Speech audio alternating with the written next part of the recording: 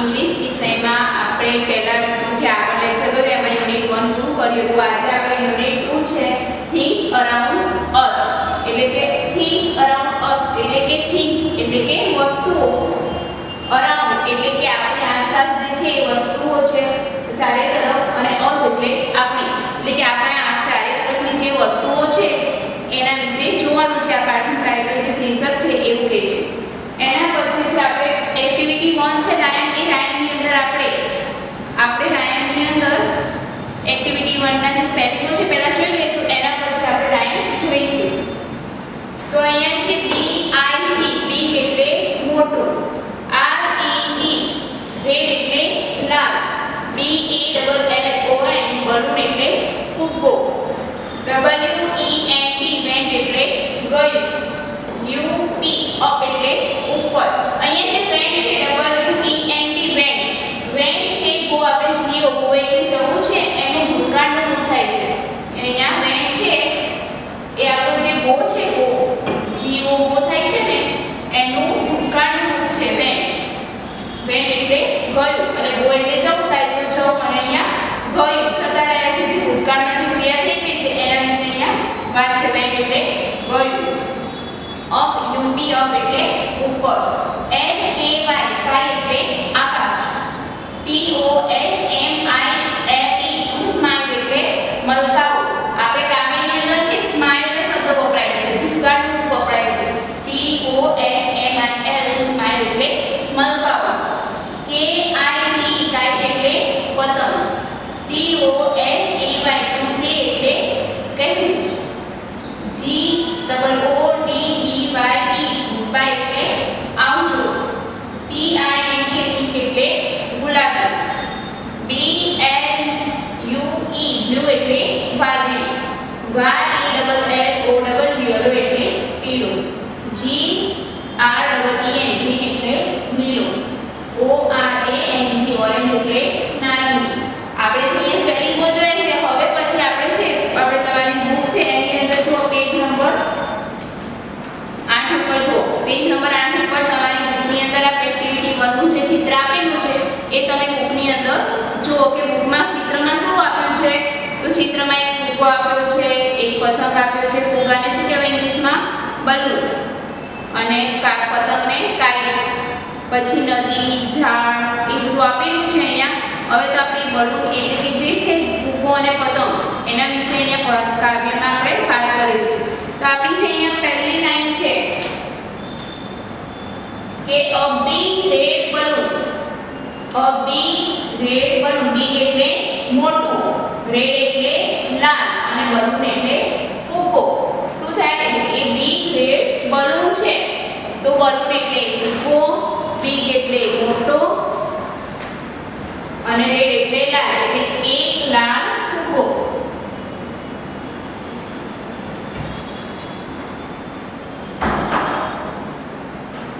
એના પછી છે બીજી line vent up in the sky vent મેં તમને પહેલા જ કીધું કે વેન્ટ છે એ ગોનું ભૂતકાળનું રૂપ છે એટલે વેન્ટ એટલે ગયો અપ એટલે કે ઉપર અને ઇન એટલે માં ધ સ્કાય સ્કાય એટલે આકાશ તો આકાશમાં ઉપર ગયો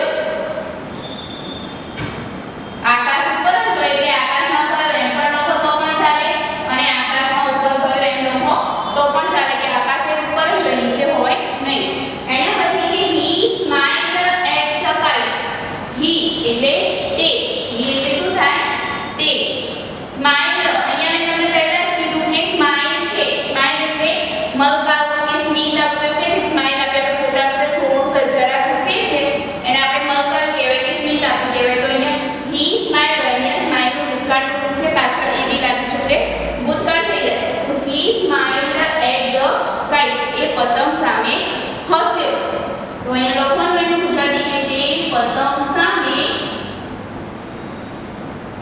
હસ્યો એન્ડ નીચેની ચોથી લાઈન છે કે and say good bye and એટલે અને સે એટલે અહીંયા કે ટુ સે લખેલું છે ને SAY સે ટુ સે એટલે કહેવું થાય એનું ભૂતકાળનું રૂપ છે SAY નું ભૂતકાળનું રૂપ છે સે એટલે કે કહ્યું ગુડ બાય એટલે કે આવજો અને તેણે કહ્યું સે એટલે કહ્યું, ગુડ બાય એટલે આવજો. અહીંયા છે તો આપણી ચાર લાઈન આપેલી છે બુકની અંદર કે a big red balloon went up in the sky. He smiled at the sky and said goodbye. એટલે કે એક લાલ ફુગ્ગો આકાશમાં ગયો, તે પતંગ સામે હસ્યો અને કહ્યું આવજો.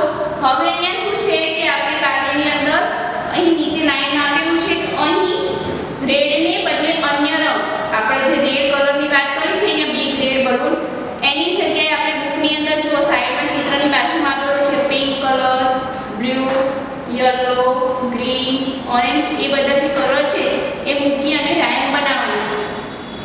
આપણે અહીંયા જે રેડ આપેલો છે એ ચેન્જીસ કરવાના કે તમને ચાર લાઈન જ આપેલી છે, પણ એની જગ્યાએ તમારે ચાર લાઈનમાંથી રેડ કલર બદલવાનો છે. રેડ કલર હોય ત્યાં પિંક કલર મૂકવાનો, બીજી લાઈન શું આવશે સેમ જ આવશે, બધી એમ લાઈન જ આવશે, ખાલી અહીંયા કલરનું નામ ચેન્જ કરવાનું તમે. રેડની જગ્યાએ pink, blue, yellow, green, orange એવી રીતે કલર ચેન્જ કરી અને તમારે લાઈનની બીજી પંક્તિઓ બનાવવાની છે. એ પંક્તિઓ લખેલી અને જે રાઈમ છે એ હું તમને પછી અંદર મોકલીશ, પીડીએફ બનાવીશ. એમાં તમારે જ્યારે લેક્ચર હશે ત્યારે હું એ રાઈમ તમને આખી બનાવી અને મોકલીશ કે આ બિગ રેડ બલૂન, એની જગ્યાએ રેડની જગ્યાએ શું લખવાનું આપણે કે a big pink balloon went up in the sky. He smiled at the kite and said goodbye. પછી બી પિંકની જગ્યાએ લખવાનું કે a big blue balloon went up in the sky. He smiled at the kite and said goodbye. હવે એના પછી yellow colour આવે તો a big yellow balloon went up in the sky. He smiled at the kite and said goodbye. એના પછી green colour આવે તો a big green balloon went up in the sky. He smiled at the kite and said goodbye. એના પછી orange colour આવે તો a big orange balloon went up in the sky. He smiled at the kite and said goodbye. આવી રીતે તમારી આખી જે પંક્તિઓ છે કાવ્યની એ તમારી બુકની અંદર લખવાની છે. હવે આપણે જોવાની છે એક્ટિવિટી 2. હવે એક્ટિવિટી બુકની અંદર તમે જુઓ કે તમારી બુકની અંદર એક્ટિવિટી 2 આપેલું છે કે નીચેના મૂળાક્ષરો ઓળખો અને લખો. તમે પહેલી જે એબીસીડી ભણી ગયા છો તો આપણે આ જે છે એ આપણે અહીંયા બીજી એબીસીડી નો શું છે ડી, બીજી એબીસીડી નો શું છે ડી અને આ છે બીજી એબીસીડી નો એલ. પહેલી એબીસીડી માં બી કેવી રીતે થાય, આવી રીતે થાય, અને બીજી એબીસીડી માં આમ. પહેલી એબીસીડી માં એલ આમ અને બીજી એબીસીડી માં આમ. અહીંયા આપણે બી અને એલ આપેલા છે એ તમે ઓળખી ગયા. હવે શું છે કે આ રાઉન્ડ છે એની આજુબાજુ બધા સ્પેલિંગો લખેલા છે. સ્પેલિંગો લખેલા છે એમાં પહેલો છે અ બેગ, બેગ એટલે કે દફતર. બીજો છે બોય, બોય એટલે કે છોકરો. અ બનાના, બનાના એટલે કેળું. અ બલૂન એટલે કે ફુગ્ગો. અ રેબિટ એટલે કે સસલું. પછી નીચે આપેલું છે અ બલ્બ, બલ્બ એટલે કે ઘોડો. આપણે જે લાઈટ હોય છે યલો કલરનો પહેલા જે ઘોડો આવતો હતો એ ઘોડો યલો બલ્બ. પછી અ બેલ્ટ, બેલ્ટ એટલે તમે પેન્ટ શર્ટમાં ને એમાં બેલ્ટ પહેરો છો ને એ બેલ્ટની વાત કરી છે અહીંયા કે પટ્ટાની વાત કરી છે.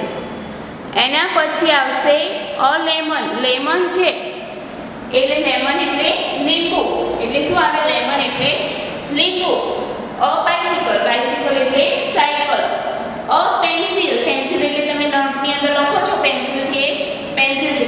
હવે શું છે અહીંયા બી, આપણે અહીંયા શું કરવાનું છે આ આખામાં જે પેજ ઉપર છે બી અને એલ એમાં આપણે જ્યાં જ્યાં બી હોય એ શોધવાનું છે. પહેલા આપણે બી શોધીશું તો પહેલો જે સ્પેલિંગ છે એની અંદર બી ક્યાં છે, અહીંયા બેગમાં પહેલો બી છે. પછી બીજો ક્યાં છે બોયમાં. ત્રીજો બી ક્યાં છે અહીંયા બનાનામાં પહેલો જ છે. પછી અ બલૂન લખ્યું છે એમાં પણ પહેલો બી છે. અ રેબિટ, રેબિટમાં શું છે બી વચ્ચે આપેલા છે. બીજા બધામાં પહેલા આપ્યા છે જ્યારે અહીંયા રેબિટ છે એની અંદર વચ્ચે બે બી આપેલા છે. હવે છે નીચેના સ્પેલિંગ અ બલ્બ, એમાં પહેલો પર બી આવે અને છેલ્લો બી આવે છે.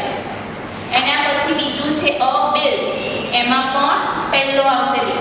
હવે એ નીચે લેમન આપેલું છે, લેમન આપેલું છે એમાં આપતો નથી.